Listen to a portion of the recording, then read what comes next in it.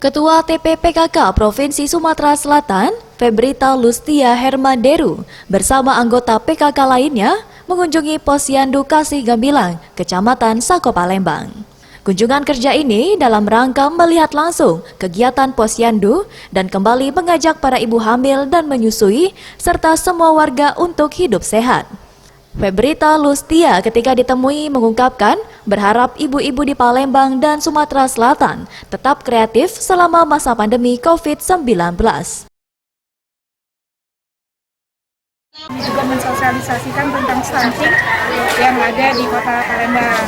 Kemudian kami juga mensosialisasikan kepada ibu-ibu hamil dan menyusui betapa pentingnya kesehatan bagi anak dan ibu hamil tersebut.